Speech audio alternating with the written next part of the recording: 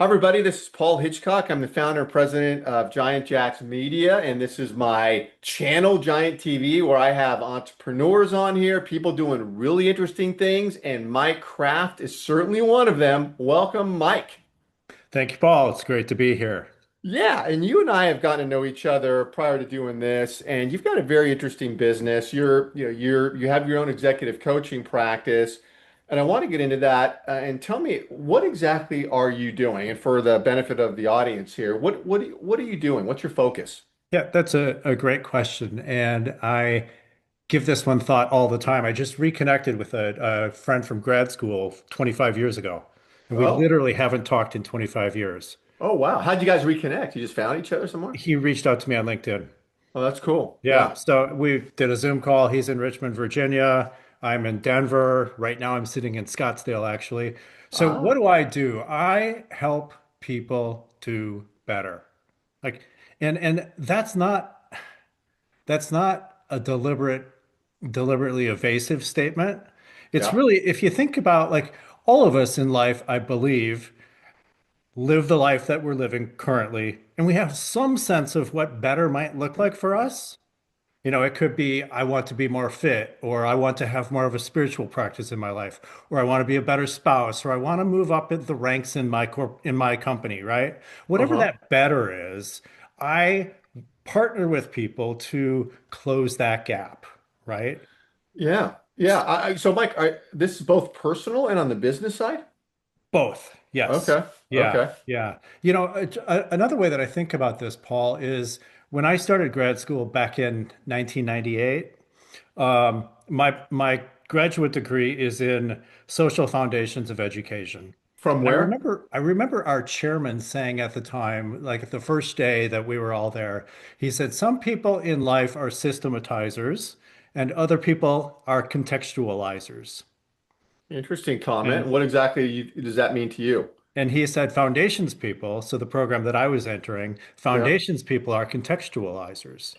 So I don't Contextualize. have a system that I sell as much as I say, Paul, let's understand your context Yeah. and what you want to achieve or accomplish, right? What would better look like for you, which requires me to not have a predetermined idea of what you need or want in life, Hmm. and instead to listen deeply to you and what it is that you want to improve or make better for you. Some deep stuff there. So, are you then describe kind of a typical or as much as a typical client you can? Is it a business owner? Is it a C-suite? Like, who would that be? Yeah, so I have coached kind of literally everything. Um, I prefer the corporate context because I think it frames things a little better. Yeah. Um, but let's just say that people who I have coached, one was a woman a few years ago. She was a director in a health tech company. Hmm. And she told me that she had aspirations of being at least a vice president in her company.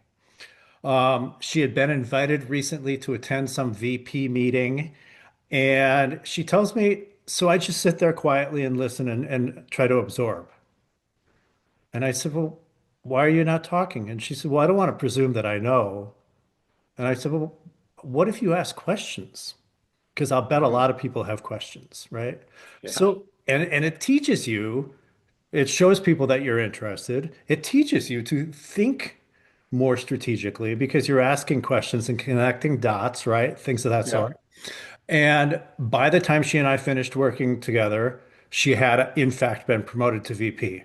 Oh, that's great. So, Yeah. that's super exciting for me because she learned a lot about just showing up and asking the dumb question Yeah. that a lot of us are afraid to ask, even though we're all thinking it, right? Yes. Yes. And when you show up interested like that and courageous enough to ask those questions, I believe that there's a real dividend for people. Oh yeah. Oh yeah. Yeah. And that's a great example. Well, if you go into it, so I imagine if you're all ears going into it, which I think is fantastic, then you've got to kind of flesh things out too, though, right? Because someone might be struggling with exactly what the issues are. So I would imagine you're interacting there to flesh things out. Yeah.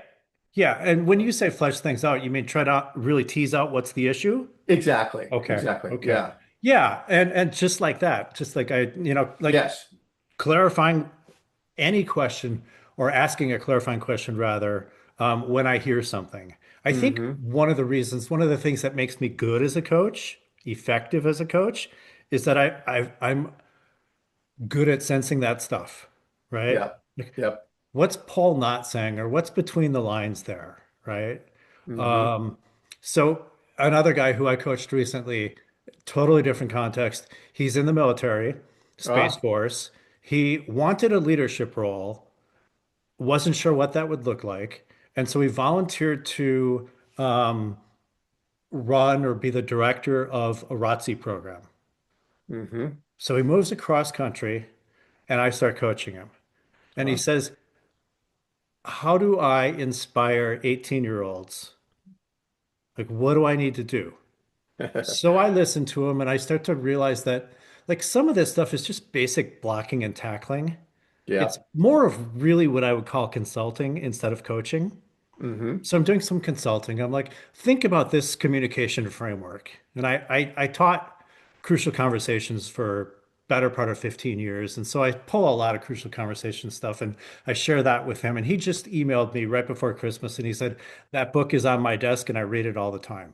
Oh, Okay. that's great. So that's Yeah. great consulting work, I think. Yeah. And then Yeah. also just helping him think about like, what is inspiring for you? Right? Mm-hmm. And lead from that place. If Mm-hmm. you're inspiring, you will inspire, right? Yeah. Yeah. Um, so being authentic and getting in touch with your authentic self, Mm-hmm. it's easy to say it, it's harder to do it. And I think that's where having the support of a coach can be really valuable. Mm-hmm. Like people talk about accountability.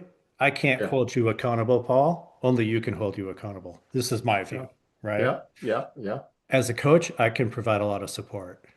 I can provide encouragement. I can provide correction. When you commit to doing something and you don't do it, and then you come to a coaching conversation and you try to rationalize why you didn't do it, I can call BS on you and hold you, right? Provide some Right. support. So let's talk about that breakdown. And Yeah. breakdowns are very human. Mm-hmm. So let's just step into it. Even let's step into it, especially because it's awkward. Right. Right. Yeah. It sounds like that there has to be a certain level of vulnerability in Yeah. your discussions and work with people. Fair comment. Yeah. I think if we're going to do real developmental work together, there's got to be vulnerability. And you've Yeah. got to trust me enough, right? Right. Right. And then Yeah. I've got to, as a coach, if I lack the courage to challenge you at times or to ask uncomfortable questions, then I'm not doing my job as a coach. Mm-hmm. Mm-hmm. Mike, so you're a good listener. I've been on, a few calls with you and you're very easy to talk to. Where does that come from? I mean, what is it in your background? Is it the way you were raised in a certain environment as a kid where you just, you got it from your folks or in business? Like, what would you say to That's an interesting question. It certainly isn't the way I was raised. I grew up in a family where nobody talked about anything ever. that? I found the courage, the tenacity to challenge, to ask the uncomfortable questions. Hmm. In a family where nobody ever talked about anything, Yeah. I wanted to talk about things. Yeah. I didn't Yeah. do it in such a healthy way as a kid, but if I was born with a save the world complex, and I really believe like part of my purpose in being on this planet is to help make things better for people, to save the planet. I've chosen coaching as a way to do that one person at a time Hmm. instead of, so what you don't, I think, know, Paul, is that I moved to DC right after college Hmm. because I thought if you're going to save the world, Mike, you need to be in DC, right? Took Why me not? Why not? Yeah. took me a couple of years to figure out that wasn't the way I wanted to save the world. And I much prefer working one-on-one with people, Yeah. saying, how do we make your life better? Trusting that if you're more fulfilled, if you're living more on purpose, that's going to have a very positive ripple effect with all the people you touch in your life. God, that's so true. That's so true. Yeah, I mean, if you have an attitude and a behavior like that, it's infectious. Yeah. Yeah. Yeah. So then, what is your um, process look like? I mean, do people work with you for a month, 6 months, forever? Like, what does that look like? Forever would be nice. A month is probably not going to be long enough. And I think of it this way. So to answer straight up, 6 months kind of minimum. Okay. A year longer is great.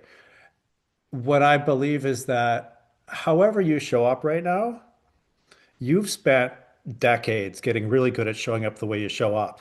Oh, yep. And if you say to me, Mike, there's something I want to improve in my life or in my leadership at work or what have you, Hmm. um, it's going to take time, Hmm. right? Because one part of this is the skill set, like teaching you the skills, perhaps, to do your job more effectively, to be more of an inspirational leader, to communicate more effectively. Another part of it is the mindset, right? So we're working, I always think I'm working on two levels with clients. One is skill set, one is mindset. So developing the beliefs or rooting out the beliefs that get in the way and developing the new beliefs, the empowering beliefs that help you live more of the life that you want to live. Yeah. Well, what you just said struck me. You work on two things, the mindset and the skill set. Very clear. Yeah, Yeah, that's a great description. I'm going to steal it from you. I don't care what you please do. say. No, this is great. I want to tell everybody listening, wherever you're watching this, because we simulcast these episodes on LinkedIn, YouTube, Facebook. I think it even goes on TikTok and Instagram. We're going to have Mike's information around this. Maybe it's up here, or down here, his profile, get connected. And Mike, if somebody wants to learn more about you or to ask questions, maybe they're trying to advance in their career. You have an introductory call. Will you get on a Zoom with them and chat? Yeah, in fact, I would almost say that that's mandatory. Yeah, Like, I need to understand, am I even the right person to help you? right, Because there are a right. lot of people and issues that are not my sweet spot, right? Mm-hmm. For Mm-hmm. example, an easy one that I often share is if you want to improve your P&L, your profit and loss statement, I'm not the right coach for you, right? Yeah, yeah, yeah, Um, but if people want to have an exploratory call, please email me, call me, check out my website. I think that's a good way in the coaching world that I live in. People often refer to this as a chemistry call. yeah, Um, yeah, so let's have a chemistry call. yeah, And if it's two calls, if it's three calls, let's do that because I want you, if it's you, Paul, I want you to know that you're with the right person, so to speak, yeah, right? yeah. No, and your LinkedIn profile is great. I'm looking at it now. We'll have that around here, and your sites are you can get everyone can get to all your stuff through there. No, this is fantastic. Listen, I mean, you and I could talk forever. I could go on. Uh, really appreciate you doing this and being on here. I know you and I will talk again. Yeah, well, I will look forward to that, and I'm just grateful to you for this opportunity to do the interview.